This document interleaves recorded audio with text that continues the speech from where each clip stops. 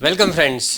આજના વિડીયોમાં એક મોસ્ટ ઇમ્પોર્ટન્ટ વાત કરવાની છે કે ઇંગ્લિશની અંદર કેવી રીતે આપણે કમાન્ડ મેળવી શકીએ.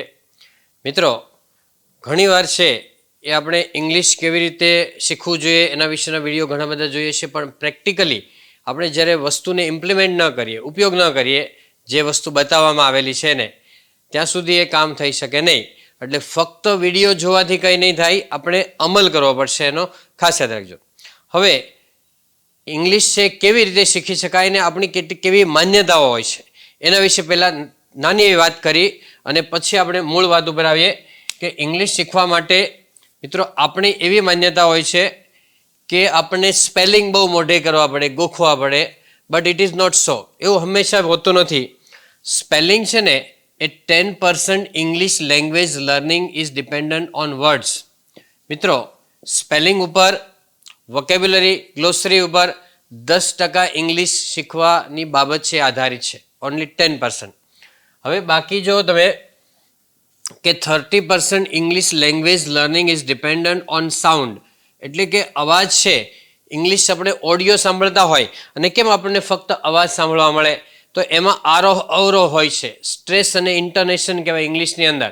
તો એ આરોહ અવરોહ ઉપરથી 30% ઇંગ્લિશ એમનેમ સમજી શકાય છે અને શીખી શકાય છે. And 60% English language learning is dependent on body language of the speaker.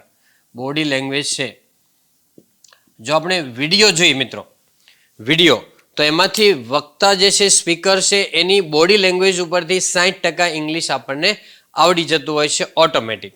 બરાબર? તો આ એક વસ્તુ યાદ રાખો કે 60% તમે વિડીયો જોવાથી પણ, વિડીયો એટલે ડિબેટ જુઓ તમે, બરાબર, કોઈ પણ ક્વિઝ કે ઇંગ્લિશની અંદર કોઈ પણ પ્રોગ્રામ જુઓ એનાથી, કોઈ પણ વક્તાને સાંભળો એ પણ વિડીયો દ્વારા અથવા લાઈવ જોતા હોય એને. 30% સાઉન્ડ પેટર્નથી શીખી શકાય અને 10% શબ્દો ઉપર આધારિત છે. હવે મિત્રો યાદ રાખજો કે આપણે 4+3 ટેકનિક આજે જોવા જઈ રહ્યા છીએ. જો એને તમે ઇમ્પ્લિમેન્ટ કરો તો તમે 100% સારી રીતે ઇંગ્લિશ શીખી શકો. નહીંતર ઘણીવાર વિદ્યાર્થીઓ એમ કહે છે કે સ્પોકન ઇંગ્લિશનો ક્લાસ કર્યો છતાં પણ આવડતું નથી. બટ પ્રોબ્લેમ ઇઝ ધેટ કે જે આપણે ઇંગ્લિશ સ્કૂલ અને ટ્યુશનમાં શીખવે છે એ જ રીતે જો સ્પોકન ઇંગ્લિશમાં શીખવવામાં આવે તો એમાં સ્પીકિંગ ઉપર જોઈએ એવો કમાન્ડ આવતો નથી. હા, વિદ્યાર્થીઓ છે રીડિંગમાં ફાવે છે અને રાઇટિંગ ફાવે છે, but when it comes to speaking most of the students have problems, કે બોલવાનું આવે ત્યારે પ્રોબ્લેમ થાય. બાકી વિદ્યાર્થીને લખતા, વાંચતા એ બધું સારી રીતે આવડે છે અને ઇંગ્લિશ સમજી પણ શકે છે, પણ સ્પીકિંગનો જ્યારે વાત આવે ત્યારે આપણને પ્રોબ્લેમ થાય છે. તો આપણે 4+3 ટેકનિક વિશે આજે વાત કરવાના છીએ. એ 4+3 ટેકનિક શું છે? જો 4 સ્કિલ્સ એટલે કે 4 સ્કિલ છે એની ઉપર આપણે કમાન્ડ મેળવવો પડે. એ 4 સ્કિલ્સ કઈ છે? ફર્સ્ટ છે લિસનિંગ. લિસનિંગ એટલે સાંભળવું. It is the first and foremost skill. સૌથી પહેલી અને સૌથી અગત્યની સ્કિલ હોય તો એ લિસનિંગ છે. મિત્રો, આપણે જ્યારે ગુજરાતી અથવા કોઈ પણ માતૃભાષા શીખ્યા હોય ત્યારે આપણે સાંભળીને બોલતા શીખી ગયા છે.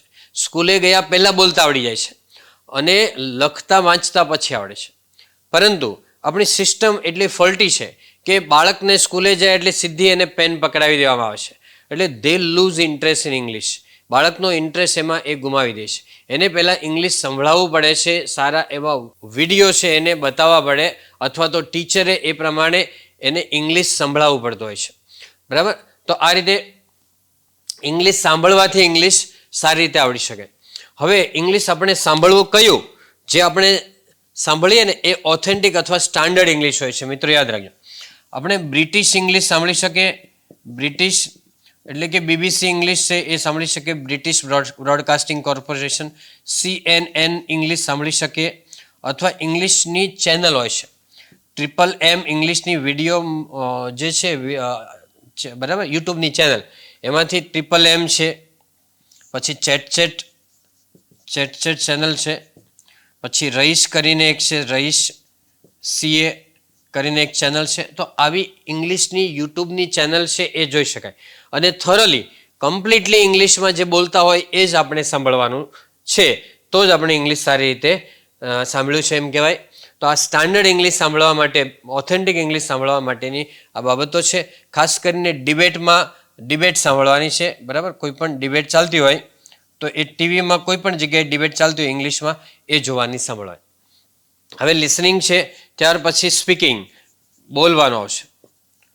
મિત્રો સ્પીકિંગ એટલે બોલવું તો પડે જ જો આપણે સ્પીકિંગ શીખવું હોય તો, બરાબર. અને making mistake is natural, mind well. મિત્રો યાદ રાખો કે એમાં મિસ્ટેક થશે અને ભૂલ કરો તો જ તમને પરફેક્ટ આવડશે, પણ ધીમે ધીમે આવડશે. તમને એમ લાગે કે આપણને પરફેક્ટ આવડી જાય પછી આપણે બોલીએ, તો એવું કદી બનવાનું નથી. ફોર એક્ઝામ્પલ, નાનું બાળક જે છે એ ચાલતા શીખતું હોય તો ક્યારેક ક્યારેક એ નીચે પડી જાય, પણ એ પડે તો જ આવડે. એવું નથી કે સીધે સીધું એ ચાલવા મળશે, એવું નથી. એટલે આમાં પણ making mistake is natural, normal. દરેક વ્યક્તિને ભૂલ થાય જ, બરાબર. જે રીતે આપણે ગાડી શીખતા હોય ત્યારે પણ ભૂલ થાય છે. એમાં ડૉક્ટર હોય કે IQ નંબર 1 હોય દુનિયાનો વ્યક્તિ, તો પણ એને નાની સૂની મિસ્ટેક થાય જ. તો એ રીતે આમાં પણ મિસ્ટેક થશે. તો બોલવાનું ક્યાં, આપણે ફ્રેન્ડ સાથે બોલી શકીએ, ટીચર સાથે બોલી શકીએ, મિરર સામે જોઈને બોલી શકીએ. પ્રેક્ટિસ કરવાની છે આપણે. એ બીજી સ્કિલ છે લિસનિંગ. જેવું લિસનિંગ આપો એવું જ તમે સ્પીકિંગ એટલે આઉટપુટ મેળવી શકશો. મિત્રો આ લિસનિંગ છે ઇનપુટ છે અને સ્પીકિંગ છે આઉટપુટ છે. જો લિસનિંગ ઇનપુટ તમે ઓથેન્ટિક એટલે કે સ્ટાન્ડર્ડ વસ્તુ સાંભળતા હોય તો તમારું સ્પીકિંગ પણ એવું જ ઓથેન્ટિક એટલે સ્ટાન્ડર્ડ બનશે. હવે ત્યાર પછીની જે સ્કિલ આવે છે એ રીડિંગ આવે છે. શું આવે છે? રીડિંગ. આ બધી વસ્તુઓ ક્રમમાં આવે છે મિત્રો, યાદ રાખજો.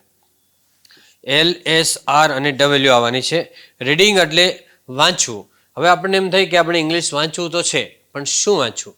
તો you can start with short stories. ટૂંકી વાર્તાઓ વાંચો. ટૂંકી વાર્તાઓ છે એ તમને હું કહું કે રસ્કિન બોન્ડ છે, રસ્કિન બોન્ડ, એની વાર્તા વાંચો.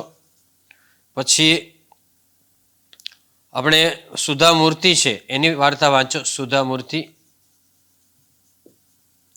બરાબર. મૂર્તિ, સુધા મૂર્તિ આપણે કહીએ છીએ પણ લખાય છે મૂર્તિ, બરાબર. પછી ઇંગ્લિશમાં જોક્સ પણ વાંચી શકો. અને મુલ્લા નસરુદ્દીન છે એને પણ વાંચી શકો, મુલ્લા નસરુદ્દીન. મિત્રો બીજી ઘણી બધી સ્ટોરીઝ છે વાંચી શકો. માનો કે રામાયણ છે, મહાભારત છે, પંચતંત્ર છે, મિત્રભેદ છે.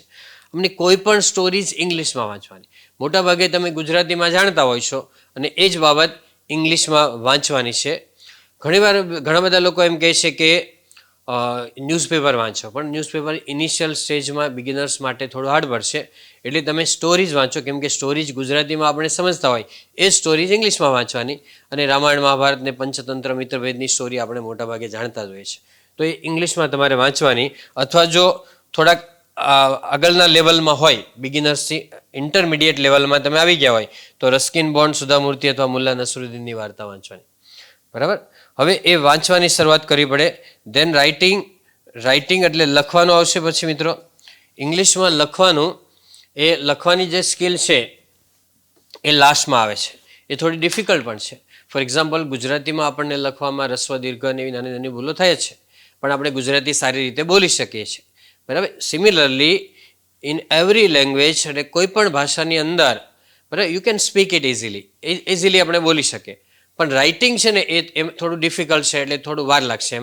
એમાં કેપિટલને ઇંગ્લિશની અંદર કેપિટલને સ્પેલિંગ મિસ્ટેકના, ગ્રામેટિકલ મિસ્ટેકને નાનું નાનું થશે. પણ ઉપરની 3 સ્કિલ ઉપર માસ્ટરી આવે એટલે આ સ્કિલ ઉપર ઓટોમેટિક આવશે પછી, બરાબર. હવે રાઇટિંગની અંદર આપણે કેવી રીતે લખી શકીએ? માનો કે આપણે સ્કૂલ, કોલેજ કે ટ્યુશનમાં આપણે લખતા હોય છે, પણ આપણે ખાસ યાદ રાખવાનું કે રોજનીશી લખવાનું, ડાયરી લખવાનું ચાલુ કરો કે આજે આપણે શું કર્યું છે. સ્ટાર્ટિંગમાં પોઈન્ટ લખવાના રાખો, બરાબર. ગેટઅપ એટલે ઉઠ્યા હતા, ડુ ધ બ્રશ એટલે બ્રશ કર્યું હતું, ટેક બાથ એટલે સ્નાન કર્યું હતું, ટેક બ્રેકફાસ્ટ, પછી પ્રે ટુ ગોડ, બરાબર, ટેક લંચ ને ટેક ડિનર ને જે હોય તે આખા દિવસના પોઈન્ટ્સ લખવાના. પછી ધીમે ધીમે એને સેન્ટન્સમાં લખો. પછી પાસ્ટ ટેન્સમાં એટલે ગઈકાલે શું કર્યું હતું એ લખો. પછી આવતીકાલે શું કરીશ એ ફ્યુચર ટેન્સમાં લખો. 3 ટેન્સ છે, 3 simple present, simple past, simple future. તો આ 3 ટેન્સ છે ને એ મોસ્ટ IMP છે. એની અંદર જ મોટાભાગનું ઇંગ્લિશ આવે છે. છતાંય બાકીના ટેન્સ પણ આપણે શીખવાના, પણ આ ટેન્સ ઉપર આપણે માસ્ટરી મેળવવી પડે. 3 સિમ્પલ ટેન્સીસ, બરાબર. તો રાઇટિંગ છે લખવાની ક્રિયા, એ ધીમે ધીમે આ રીતે ચાલુ કરવાનું. તો આ મેઇન સ્કિલ થઈ છે.